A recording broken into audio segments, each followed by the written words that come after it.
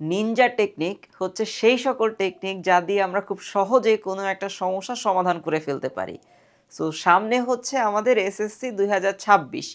এই পরীক্ষাটা আর বেশি দিন বাকি নাই। অলমোস্ট তোমার দরজায় হচ্ছে নক করতেছে। তো এখন সমস্যা হচ্ছে যে আমাদের পড়া প্রায় সকলের শেষের দিকে। কিন্তু সমস্যা হচ্ছে যে পড়া তো শেষ হয়ে গেছে, চ্যাপ্টারও শেষ হয়ে গেছে, কিন্তু আমরা এমসিকিউতে ভালো মার্ক আসলে পাচ্ছি না। বিভিন্ন সাবজেক্টে ম্যাক্সিমাম সাবজেক্টগুলো আমাদের ডিপার্টমেন্টাল যেগুলো 25টা এমসিকিউ থাকে, দেখা যায় আমাদের স্কোর খুব কম আসে। এবং রাফলি কোনটা রেখে কোনটা পড়বো এইটা নিয়ে তো বড় একটা কনফিউশন থাকেই। আর স্পেসিফিক্যালি এমসিকিউতে 25-এ আমাদের নাম্বারটা কিভাবে বাড়াবো সেইটা আমাদের ম্যাক্সিমাম মানুষজনের আসলে অজানা।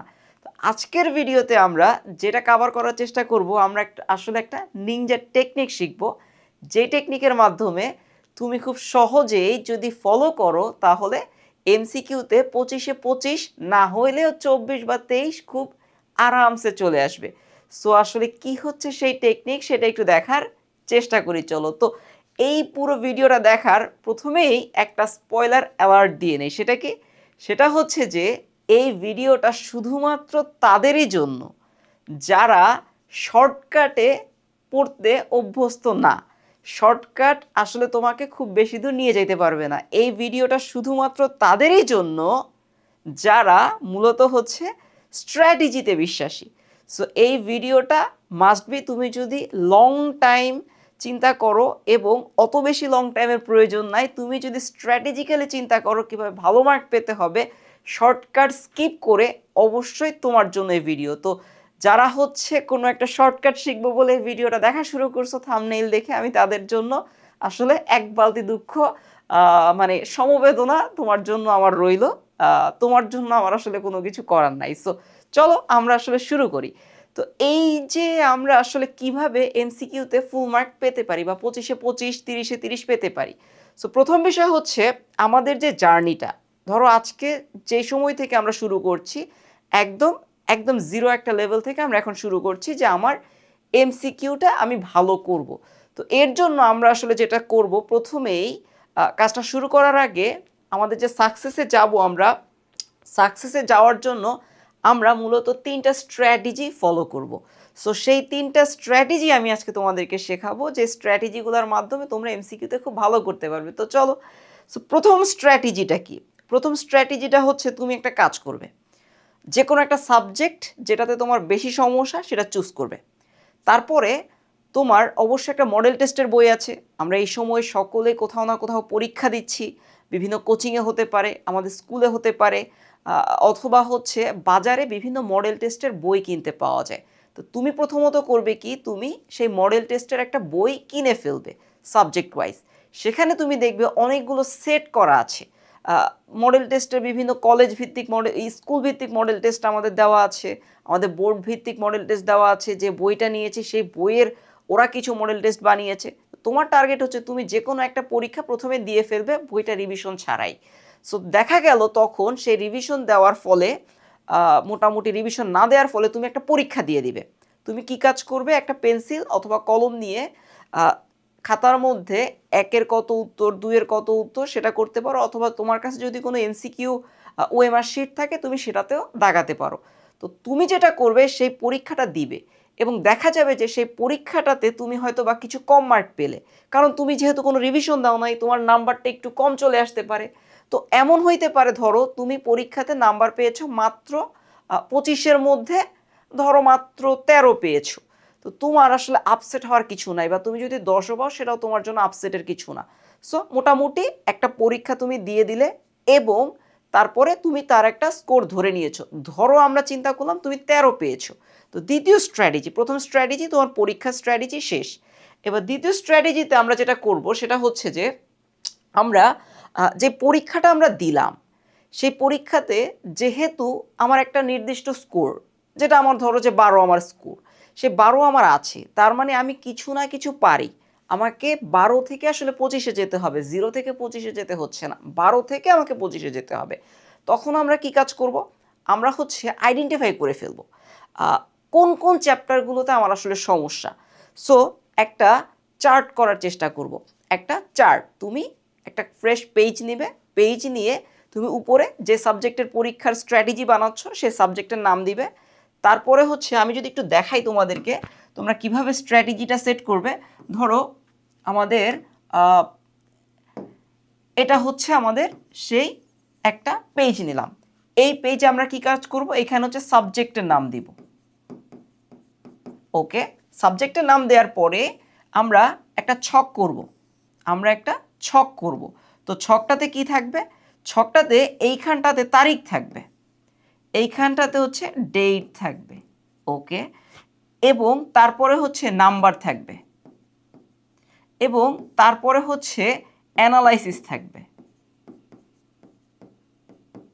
ওকে, এই তিনটা জিনিস আমাদের থাকবে ছকে। তারপরে তুমি কি কাজ করবে, তুমি যখন পরীক্ষাটা দিলে যে নাম্বারটা পেলে, ধরো আজকের তারিখে, ধরো আজকে 10 তারিখ, এই 10 তারিখে তুমি পরীক্ষাটা দিলে, তো পরীক্ষাতে তুমি হচ্ছে নাম্বার পেলে 12। ওকে, তো অ্যানালাইসিসটা কি, অ্যানালাইসিস হচ্ছে 12টা যেহেতু হয়েছে, তার মানে কিছু কিছু চ্যাপ্টার তুমি আসলে বেশি ভুল হচ্ছে। ধরে নিলাম যেই সাবজেক্টের পরীক্ষা তুমি দিচ্ছ তার 3 নাম্বার, 9 নাম্বার এবং 12 নাম্বার চ্যাপ্টারে তোমার বেশি সমস্যা। সো তুমি এখানে লিখে নিবে 3, 9 এবং 12, এটা লিখে নিব।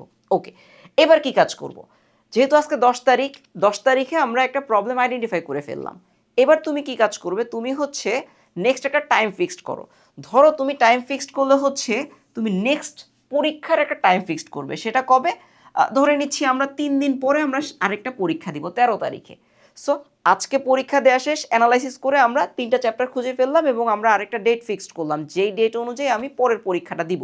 তো এখন তোমার করণীয় কি, এখন তোমার কাজ হচ্ছে তুমি স্পেসিফিক্যালি পুরো বই প্রয়োজন নাই, তুমি শুধুমাত্র 3, 9 এবং 12 নম্বর চ্যাপ্টারটা পড়বে, কারণ শেষ সময় তোমার কাছে আসলে বাকি সাবজেক্টগুলো মানে তোমাকে পড়তে হবে। সো তুমি যেটা করবে শুধুমাত্র 3, 9 এবং 12 নাম্বার চ্যাপ্টারটা খুব ভালো করে পড়বে।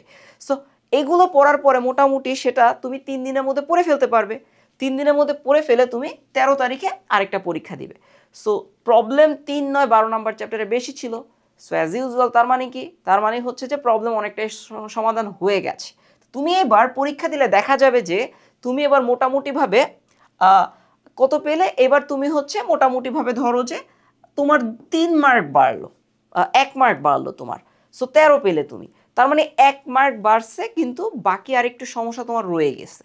সো সেই সমস্যাটা কি, তুমি দেখলা যে তোমার 3 নাম্বার চ্যাপ্টারের প্রবলেম ফুল আইডেন্টিফাই হয়ে গেছে, 9 এবং 12তে তোমার বেশি সমস্যা আছে, তখন তুমি আরেকটা পরীক্ষার ডেট ফিক্সড করো, আবার 3 দিন পরে, হইতে পারে 16 তারিখে। সো তারপরে তুমি কি কাজ করবে, তুমি 9 এবং 12 নাম্বার চ্যাপ্টারটা আরেকবার ভালো করে পড়বে। সো পড়ার পরে এবার আরেকটা পরীক্ষা দেবে। এইবার টার্গেট থাকবে যে ন্যূনতম 13 পেতে হবে, 13-র নিচে নামা যাবে না। সো তুমি যদি এই স্ট্র্যাটেজিতে ফলো করো, আমি তোমাকে গ্যারান্টি দিয়ে বলতে পারি তোমার এরপরে স্কোর নিয়ারলি 16-র কাছাকাছি আসবে। তো যদি 16 আসে তার মানে কি, তুমি আরেকটু আইডেন্টিফাই করতে পারলে যে 16 আসছে, অলরেডি 16টা হয়ে গেছে, তোমার আরও কিছু এমসিকিউতে প্রবলেম আছে। এবার তুমি আরেকটা অ্যানালাইসিস করো যে হইতে পারে তোমার নতুন একটা চ্যাপ্টার বের হলো, 8 নাম্বার চ্যাপ্টারে একটু প্রবলেম আছে। দেখো তুমি নিজে নিজে আসলে সিলেক্ট করছো না, তোমাকে অ্যানালাইসিস করে স্ট্র্যাটেজি তোমাকে সিলেক্ট করে দিচ্ছে তোমার এক্স্যাক্টলি কোন কোন জায়গাতে সমস্যা। সো 8 নাম্বার চ্যাপ্টার, তারপরে তুমি কি কাজ করবে, তুমি আরেকটা পরীক্ষার ডেট ফিক্স করো লাইক 18 তারিখে। সো 18 তারিখে তোমার কাজ হচ্ছে তুমি এই যে 8 নাম্বারটা পেলাম আমরা, এইবার তুমি যেটা করবে 8 নাম্বার চ্যাপ্টারটা ক্লিয়ার করে তারপরে পরীক্ষা দেবে, দেখা যাবে এরপরে বা 20 চলে আসছে। সো তখন আবার একটা অ্যানালাইসিস বের করবো, আরেকটা ডেট লিখবো। এমন করতে করতে তুমি যদি রেগুলার বেসিসে এই কাজটা করতে পারো, দেখবে একটা সময়, বেশি দিন না, তোমার 1 মাসের ব্যবধানে তুমি খুব সুন্দর করে, 1 মাস আসলে লাগবে না, তুমি যদি একটু ট্রাই করো 15-20 দিন, 25 দিনের ব্যবধানে তুমি যে 12 থেকে শুরু করেছিলে, 12 থেকে 22, 23, 24, একদম 25 পর্যন্ত চলে যেতে পারবে। সো এ হচ্ছে আমাদের থার্ড স্ট্র্যাটেজি। মূলত যেটা করব আমরা, আমাদের থার্ড স্ট্র্যাটেজি হচ্ছে আমরা আবার পরীক্ষা দিব। সো এই হচ্ছে 3টা স্ট্র্যাটেজি, খুব সিম্পল 3টা স্ট্র্যাটেজি।